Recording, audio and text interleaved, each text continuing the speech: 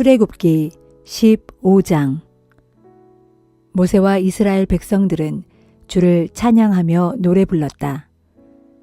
나 주께 노래하리라. 한없이 높고 영화로우신 분, 말들과 말 탄 자들을 바닷속에 던져 넣으셨네. 주는 나의 힘이요 나의 노래, 주께서 나를 구원해 주셨도다.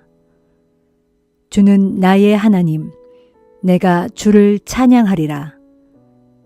주는 나의 아버지의 하나님, 내가 그분을 높이리로다. 주는 용사이시니 그 이름은 주이시라. 주께서 파라오의 전차들과 그의 군대를 바다에 쳐넣으시니 파라오의 용맹한 장교들이 모두 홍해에 잠겨버렸네. 깊은 바닷물이 덮쳐버리니 그들이 모두 돌처럼 깊숙이 바닥에 가라앉았네. 주여, 당신의 오른손이 권능으로 영광스러워졌나이다. 주여, 당신은 오른손을 휘두르시어 원수들을 산산이 쳐부수었나이다. 주께서는 놀라운 힘으로 당신과 맞서려는 자들을 꺾어버리셨네. 타오르는 분노로 그들 모두를 건불처럼 태워버리셨네. 주께서 콧김 한번 내뿜으시니 바닷물이 우뚝 서고 파도가 둑처럼 곧게 섰네. 깊은 물이 바닷속 한가운데 엉겨 붙었네. 원수들이 크게 외쳤네. 내가 그들을 뒤쫓아가리라. 내가 그들을 따라잡으리라. 내가 그들을 약탈하여 내 욕심을 채우리라. 내가 칼을 뽑아들어 그들을 베어 버리리라. 그러나 주께서 바람을 일으키시니 바닷물이 원수들을 덮쳤네. 거센 파도 속에 원수들이 납덩이처럼 가라앉아 버렸네. 오 주여, 신들 중에 당신 같으시니 누가 있겠습니까? 어느 누가 당신같이 그토록 거룩하시며 영광스러울 수 있겠습니까? 어느 누가 그토록 두려우며 찬양받을 만 하겠습니까? 어느 누가 그토록 놀라운 일을 해낼 수 있겠습니까? 주께서 오른손을 내뻗으시니 땅이 원수들을 삼켜버렸네. 주께서는 몸소 건져내신 이 백성을 한결같은 사랑으로 이끄셨네. 힘있는 손으로 주께서 마련하신 거룩한 거처로 인도하셨네. 뭇 백성이 이 소식을 듣고 무서워 떠네. 블레셋 주민들이 심히 괴로워하고 에돔 부족의 우두머리들이 겁에 질렸네. 모압의 권력자들이 부들부들 떨고 가나안 주민들이 넋을 잃었네. 모두가 공포와 두려움에 질려있네. 주여, 주의 백성이 지나갈 때까지, 주께서 불러내신 백성이 다 지나갈 때까지 주의 강한 팔에 그들이 돌처럼 굳어지고 말았나이다. 주께서는 이 백성을 불러내시어 주께서 차지하신 산에 정착시키실 것이로소이다. 오 주여, 이곳은 주께서 몸소 머무시려고 마련하신 자리로소이다. 오 주여, 이곳은 주께서 손수 세우신 성소로소이다. 주께서 영원 무궁토록 다스리소서. 파라오의 말들과 전차들과 기병들이 모두 바다에 빠지자 주께서 그들 위로 바닷물을 뒤덮어 버리셨다. 그러나 이스라엘 백성들은 바다 한가운데를 마른 땅을 밟고 건너갔다. 그때 아론의 누이인 예언자 미리암이 손에 탬버린을 들고 나서자 모든 여인들이 탬버린을 들고 춤을 추며 미리암의 뒤를 따랐다. 미리암이 그 여인들에게 화답했다. 주를 찬양하여라. 주께서 영광스럽게 승리하셨도다. 주께서 말들과 그 말 탄 자들을 모두 바닷속에 던져 넣으셨도다. 모세는 이스라엘 백성들을 이끌고 홍해를 떠나 수르 광야로 들어갔다. 광야에서 사흘을 걸었지만 그들은 마실 물을 구할 수 없었다. 그들이 마라에 이르러 물을 발견했지만 물이 있어서 도저히 마실 수 없었다. 그래서 그들은 그곳 이름을 쓰다란 뜻의 마라라고 불렀다. 백성들이 모세에게 불평하였다. 우린 도대체 무얼 마셔야 한단 말입니까? 모세가 주께 호소했다. 그러자 주께서 모세에게 나무 하나를 보여주셨다. 모세가 그 나무를 물에 던지자 그 물이 달게 되었다. 주께서 그곳에서 이스라엘 백성들을 위해 규례와 율법을 정해 주셨다. 그리고 거기에서 그들을 시험하셨다. 주께서 말씀하셨다. 만일 너희가 너희 주 하나님의 말씀을 잘 듣고 내가 보기에 올바르게 살며 나의 명령을 귀담아 듣고 나의 모든 율례를 잘 지킨다면 내가 이집트 사람들에게 내렸던 질병들을 너희에게는 하나도 내리지 않을 것이다. 나는 너희를 치료하는 주다. 이스라엘 백성들이 엘림에 이르렀다. 거기에는 샘물이 12군데 있었고 종려나무가 70그루 있었다. 이스라엘 백성들은 그 샘물들 곁에 진을 쳤다.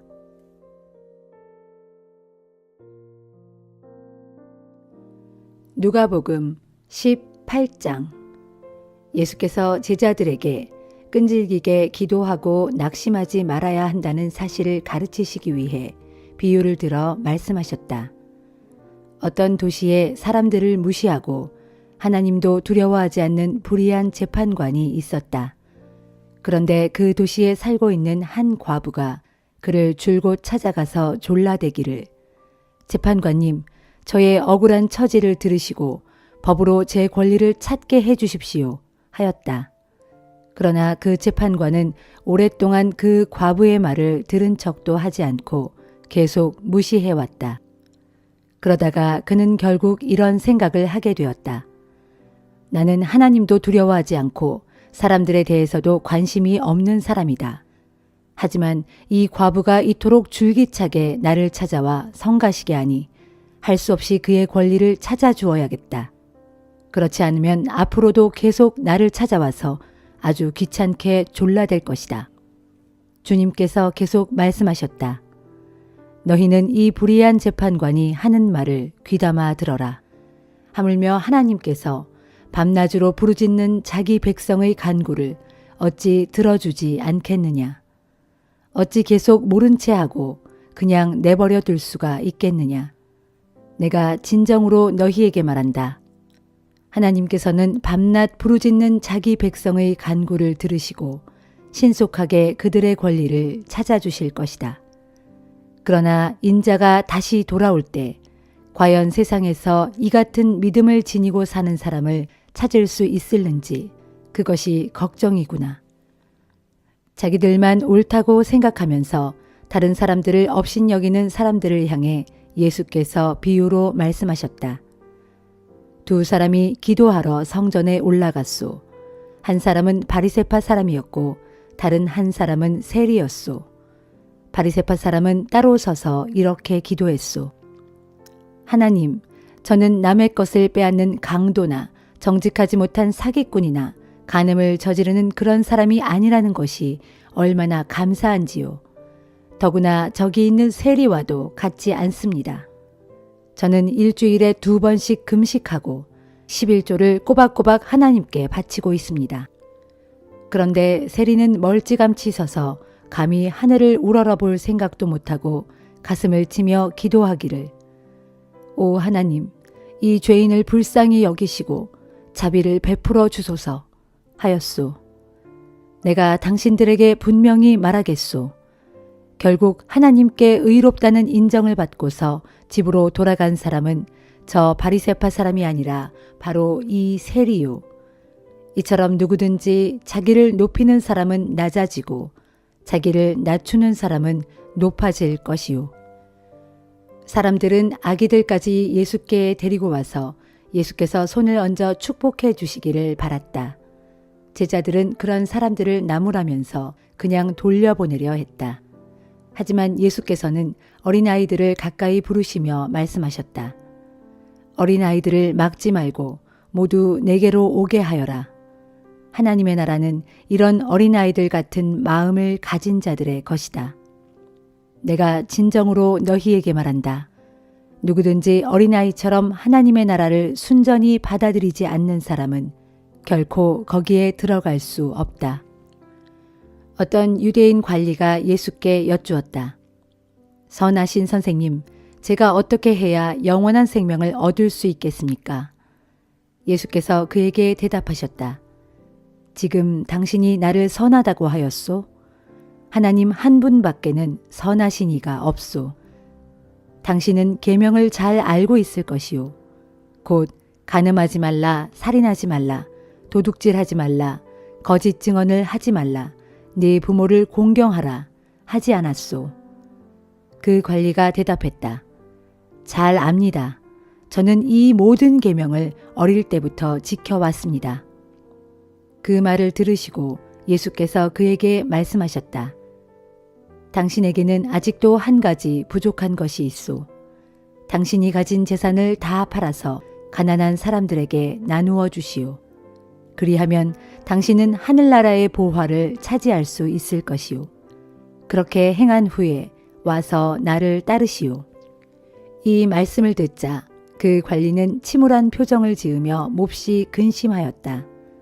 사실 그는 아주 많은 재산을 지닌 큰 부자였기 때문이다. 예수께서 그런 그의 모습을 지켜보시며 제자들에게 말씀하셨다. 부자가 하나님의 나라에 들어가기란 참으로 어렵다. 부자가 하나님의 나라에 들어가기보다는 차라리 낙타가 바늘귀로 들어가는 것이 한층 쉬울 것이다. 이 말씀을 듣고 있던 사람들이 크게 놀라며 물었다. 선생님, 그렇다면 세상에 누가 구원을 받을 수 있겠습니까? 예수께서 대답하셨다. 사람으로서는 할 수 없는 일이라도 하나님께서는 능히 하실 수 있다. 그러자 베드로가 예수께 말했다. 주님, 저희는 주님을 따르기 위해 가진 것들을 모두 버렸습니다. 예수께서 말씀하셨다. 내가 진정으로 너희에게 말한다. 누구든지 하나님의 나라를 위하여 집이나 아내나 형제나 부모나 자녀를 버리는 사람은 이 세상에서 사는 동안에도 여러 갑절로 보상받을 것이고 장차 오는 세상에서 영원한 생명을 얻을 것이다. 예수께서 12제자를 불러 모으시고 말씀하셨다. 보라, 우리는 지금 예루살렘으로 올라가고 있다. 그곳에 가면 인자를 두고 예언자들이 기록한 모든 일들이 다 이루어질 것이다.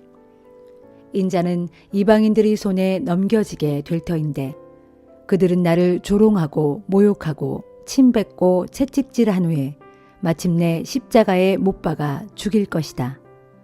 그러나 죽은 지 사흘 만에 인자는 다시 살아날 것이다. 그러나 제자들은 이 말씀을 조금도 깨닫지 못했다.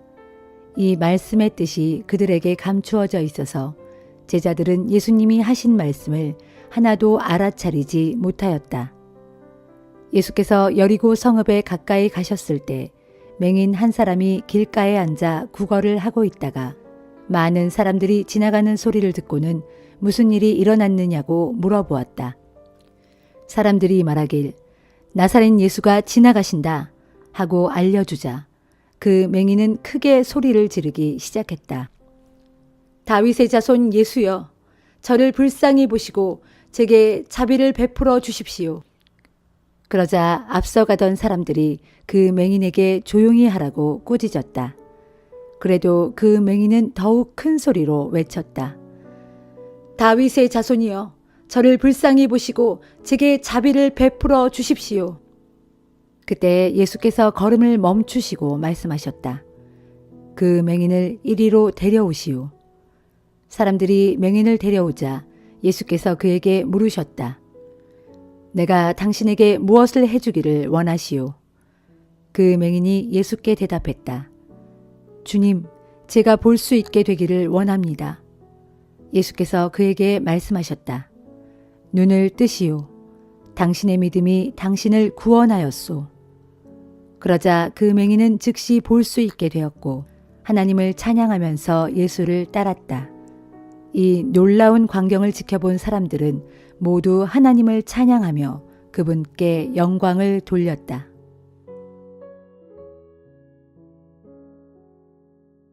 욥기 33장.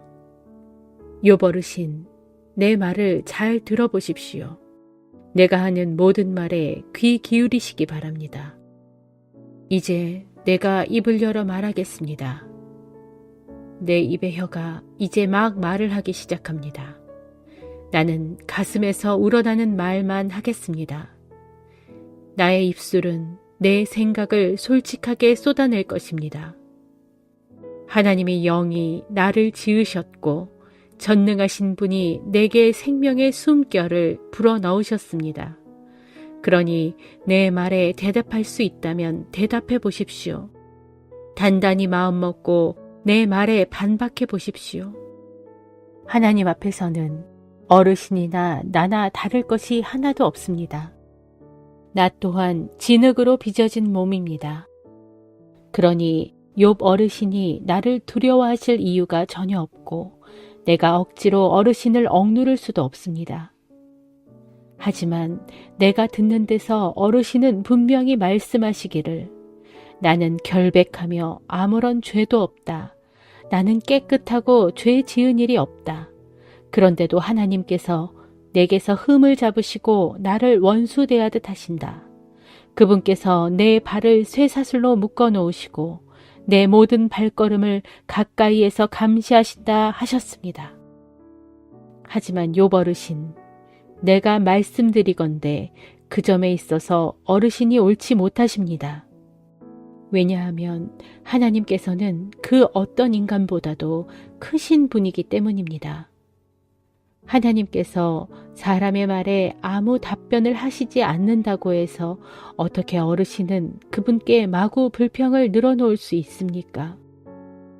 사실 하나님께서는 이런 방식 또는 저런 방식으로 말씀하시지만 단지 사람이 그걸 알아듣지 못하는 것입니다. 사람이 꿈을 꿀 때나 밤중에 환상을 볼 때나 혹은 잠자리에 누워 깊은 잠에 빠져 있을 때 하나님께서는 사람의 귀를 여시고 말씀하십니다. 사람들에게 경고하여 그들을 놀라게 하십니다. 악한 짓을 그만하고 이제 돌이키라고 말씀하시고 교만하지 말라고 경고하십니다.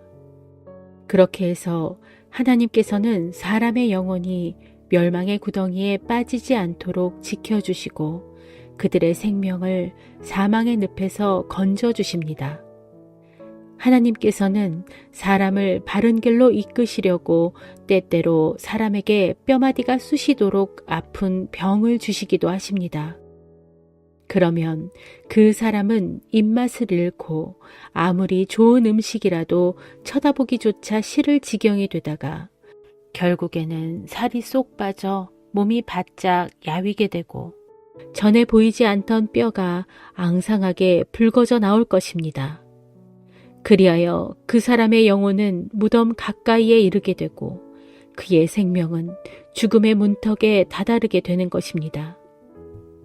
그러나 그때 혹시라도 하나님의 수많은 천사들 중 하나가 그 사람의 곁에 나타나 그에게 무엇이 옳은 일인지를 일러준다면 그리하여 하나님께서 그 사람을 불쌍히 여기시고 그에게 은혜를 베풀며 말씀하시기를 그를 살려주어 무덤으로 내려가지 않도록 하여라.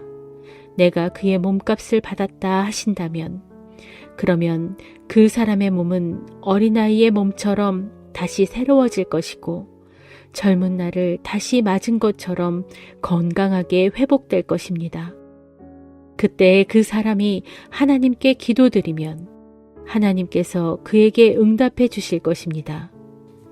그러면 그 사람은 기쁜 마음으로 하나님을 뵐 것이며 하나님께서는 그 사람의 의를 온전하게 회복시켜 주실 것입니다.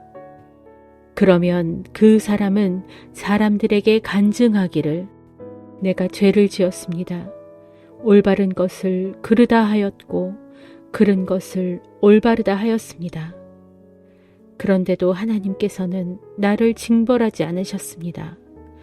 그분께서는 자비의 손길을 뻗쳐 무덤으로 내려가는 내 영혼을 건져주셨고, 그래서 오늘날 나로 하여금 이렇게 생명의 빛을 즐기며 살게 해주셨습니다 할 것입니다. 정말 이 모든 일들은 하나님께서 사람들에게 종종 하시는 일입니다.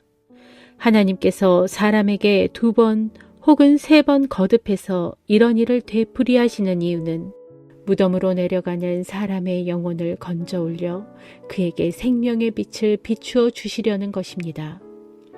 욥 어르신, 내 말을 잘 들어보십시오. 내가 하는 말에 귀 기울이십시오. 잠잠히 계시면 내가 말하겠습니다.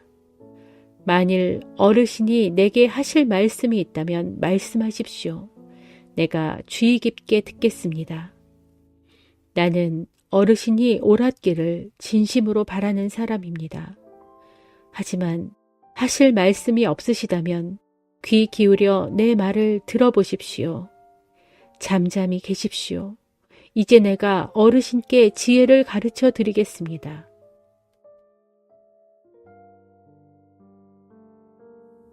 고린도 후서 3장. 지금 우리가 우리 자신을 치켜 올려 추천하는 말을 하고 있다고 생각하십니까? 우리는 여러분에게 보낼 추천장이 필요한 사람들도 아니고 또 여러분의 추천장을 필요로 하는 사람들도 아닙니다. 여러분이야말로 우리의 추천장이요, 우리의 편지입니다.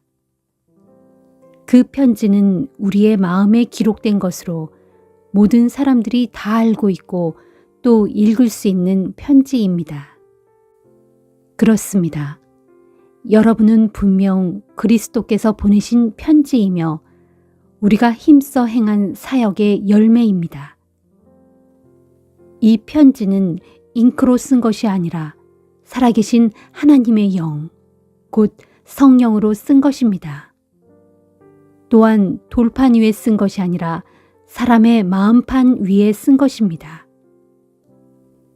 우리는 그리스도를 통해 하나님 앞에서 확신을 갖고 이렇듯 담대하게 말할 수 있습니다. 그러나 이런 일을 할 수 있는 자격이 우리에게서 나온 것이 결코 아닙니다. 하나님께서 우리에게 능력을 주셨기에 비로소 그런 자격이 있는 것입니다. 하나님께서는 우리에게 새 언약의 일꾼이 될 수 있는 자격을 주셨습니다. 이 새 언약은 문자로 기록된 것이 아니라 성령으로 기록되었습니다. 문자는 사람을 죽이는 것이지만 성령은 사람을 살리는 것이기 때문입니다. 그러나 죽음을 가져다 주는 돌에다 새긴 율법도 모세가 처음 그것을 받을 때 그의 얼굴에서 빛나는 광채가 났습니다. 그래서 비록 곧 없어질 것이었지만 이스라엘 사람들은 모세의 빛나는 얼굴 광채 때문에 모세의 얼굴을 똑바로 쳐다볼 수 없었습니다. 보십시오. 죽음에 이르게 하는 직분도 이처럼 빛나고 영광스러울진데 하물며 성령의 직분은 더욱더 빛나고 영광이 넘쳐나지 않겠습니까? 사람을 심판하는 직분도 이처럼 영광스럽다면 사람에게 의로움을 가져다 주는 직분은 그 얼마나 더욱 영광스럽겠습니까? 참으로 지금의 이 크고 영광스러운 직분에 비하면 과거 한때에 영광스럽던 그 직분은 실로 아무것도 아닙니다. 잠시 있다가 없어질 것에도 그처럼 영광이 있었다면 영원히 계속될 것에는 그 얼마나 영광이 더욱 크겠습니까? 우리가 이런 소망을 품고 살기에 아주 담대할 수 있습니다.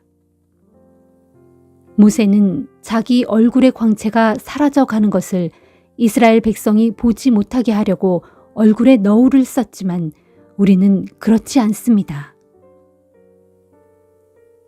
그런데 이스라엘 백성의 마음은 완고해져서 오늘날까지도 옛 언약을 읽을 때 너울을 쓰곤 합니다. 그 너울은 그리스도를 믿어야 제거되기에 아직까지도 그들에게서 제거되지 않고 있습니다. 그렇습니다. 오늘날까지도 모세의 글을 읽을 때 이스라엘 백성의 마음은 너울로 덮여져 있습니다. 그러나 누구든지 주께 돌이키면 그 너울은 벗겨지게 됩니다.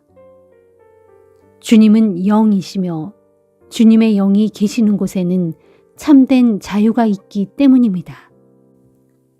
오늘날 우리는 모두 너울을 벗어버리고 주님의 영광을 바라봅니다. 그렇게 바라보는 가운데 우리는 주님의 형상으로 변화되어 점점 더 큰 영광에 이르게 됩니다. 이것은 오직 영이신 주님께로부터 말미암는 일입니다.